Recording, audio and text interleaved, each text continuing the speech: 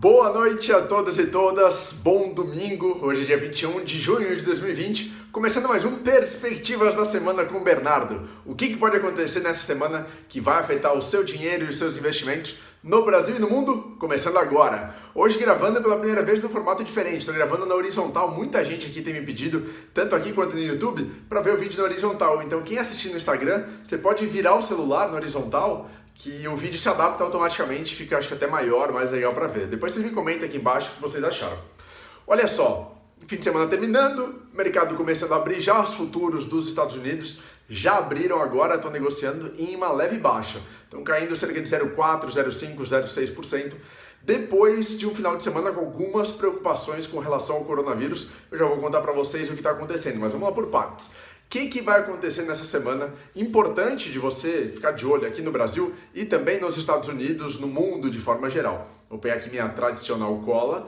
Olha só, começando pelo Brasil. Na terça-feira, que vai ser dia 21 de 2023, dia 23 de junho de 2020, na terça-feira, o Copom, Comitê de Política Monetária do Banco Central, vai divulgar a ata da reunião da semana passada, aquela que decidiu o corte da Selic de 0,75% e derrubou a Selic para 2,25%. O que é a ata? Lá na quarta-feira passada, o Copom já divulgou algumas informações preliminares, né, falando um pouco da decisão, o que motivou a decisão do colegiado da instituição como um todo. Mas a ata, ela é um documento bem técnico, ou muito mais técnico, né, do que aquela informação anterior, em que o mercado ele tem acesso ao debate dos conselheiros, desculpa.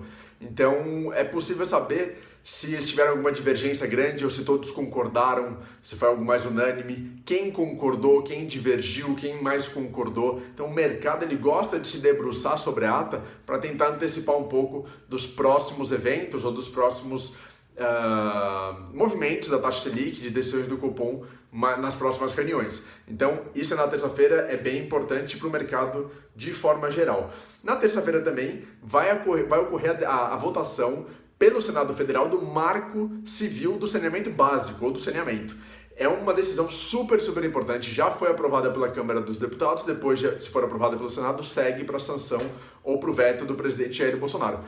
Esse Marco Civil do Saneamento, basicamente, cria novas regras e novas regulações sobre o serviço de saneamento básico, de água, esgoto, principalmente no Brasil. Por que isso é tão importante? A gente tem 3 empresas listadas na Bolsa de Valores que atuam no segmento de saneamento. São elas Sabesp, em São Paulo, Sanepar, no Paraná e Conasa, eu sempre esqueço, eu acho que é Conasa, não sei se esqueci agora, que é, se não me engano, também esqueci, gente, desculpa, Minas Gerais. E aí, com esse marco, e aí você tem, na verdade, empresas de saneamento, de água, de esgoto, em praticamente todos os outros estados, empresas públicas que não têm capital misto, não são listadas na Bolsa de Valores. Essas 3, elas são listadas na Bolsa de Valores, mas são controladas pelos governos estaduais. A grande importância do Marco Civil é permitir privatizações, é permitir a entrada de outras empresas privadas nesse mercado, aumentando competição, aumentando concorrência, melhorando serviços para os consumidores. Então é algo realmente bem importante para as empresas do setor de forma geral e para o Brasil. Por quê? Porque a gente tem milhões de pessoas, infelizmente, sem acesso à água potável, sem acesso a saneamento básico, a esgoto, etc. Então, o que o Brasil quer é criar mais eficiência, trazer a iniciativa privada para dentro desse jogo, para dentro desse mercado, para criar mais eficiência e para levar esse serviço tão importante para a vida de milhões e milhões de famílias brasileiras. Isso é super importante na terça-feira. Na quinta-feira tem prévia da inflação divulgada pelo IPCA 15, que é o Índice de Preço ao Consumidor Amplo, o 15. O que é o 15?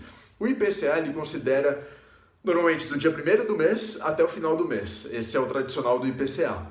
O IPCA 15, ele pega da metade do mês, então da metade de um mês até a metade do outro mês. Então ele funciona muito como essa prévia do que vem do IPCA. O IPCA, que é o índice oficial do governo brasileiro, que mede e que determina a inflação oficial do país, mas o IPCA 15 é considerado como essa prévia, super importante de conhecer, com esse intervalo de só 15 dias. Então o IPCA 15 vai ser divulgado agora na quinta-feira. A expectativa é que tenha algum alívio sobre a última inflação, a divulgada de maio, que veio super baixa, né? Então a expectativa é que tenha algum alívio aí do dia 15 de maio até o dia 15 de junho, mas não deve ser nada muito relevante. Deve ainda vir um valor próximo de zero, embora a perspectiva do mercado é que venha um valor positivo. Esses são os principais fatos no Brasil nos dias da semana. O que a gente tem fora desses dias, assim, que não tem nenhuma data determinada? Em primeiro lugar, crise política. Ainda estamos na expectativa do desenrolar da crise política com a prisão do Fabrício Queiroz, ex-assessor do Flávio Bolsonaro, quando ele era deputado estadual lá na LERJ, Assembleia Legislativa do Estado do Rio de Janeiro. Então, ainda não teve grandes reações, ou ainda não houve grandes reações sobre essa prisão, tanto do governo federal quanto oposição. Enfim, preocupações aí é que o governo federal venha com força, que o Bolsonaro venha com força, criticando, ou até que o Supremo Tribunal Federal venha com força e o embate, a disputa entre poderes, de alguma forma, esteja acirrada nos próximos dias. Segundo ponto importante, coronavírus no Brasil. Tem aumentado no Brasil, assim como no mundo. No mundo, algumas discussões sobre retomada de quarentenas, já conto para vocês. E aí, o Brasil tem acompanhado bastante esse número diário de coronavírus. Ontem foi divulgada a marca de mais de 50 mil mortes no Brasil, mais de 1 milhão de casos de infecção. Então, números tristes, números de vidas perdidas. Sem nenhuma crítica aqui, tá, gente? Por favor, a partido político, a orientação política, são dados reais de mortes, o que é muito triste, independentemente de comparação com mortes por milhão ou com mortes de outros países. Uma morte, para mim, já é motivo suficiente para ficar triste e para lamentar o que está acontecendo no mundo. Então, enfim, a gente precisa ver como que vai se desenrolar nos próximos dias. Vamos um pouquinho agora para o mundo. Na quarta-feira, tem divulgação do FMI, do Fundo Monetário Internacional, vai divulgar suas novas projeções para a economia mundial. As últimas projeções foram divulgadas em abril.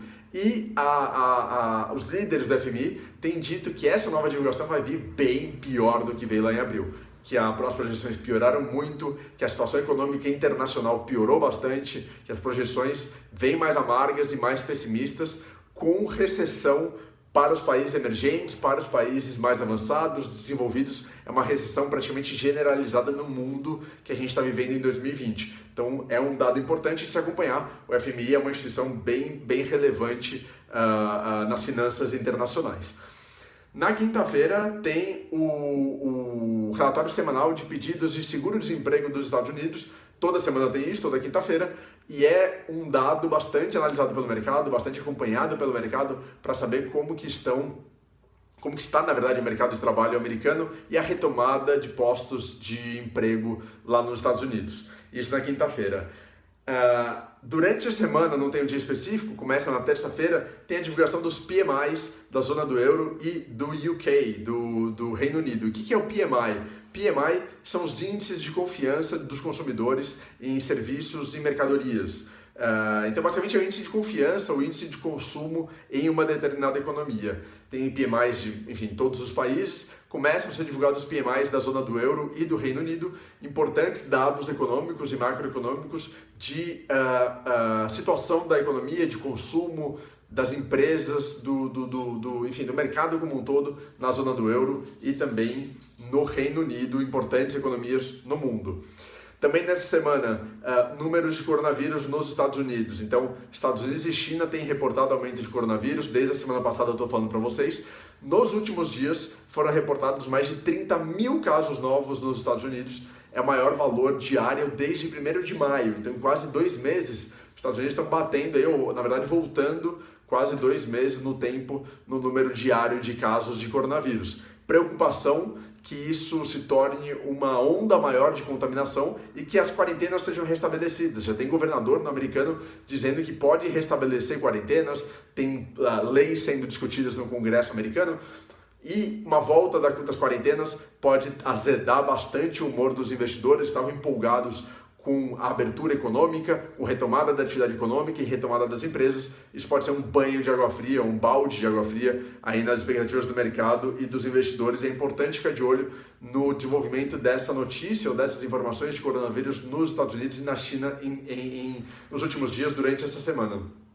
E aí, como eu falei para você, por conta de tudo isso, principalmente preocupação com o coronavírus, Lojas foram fechadas já nos Estados Unidos, falei para vocês na sexta-feira, né, que a Apple fechou mais de 11 lojas em diferentes estados americanos por conta desse risco do coronavírus, da segunda onda do coronavírus.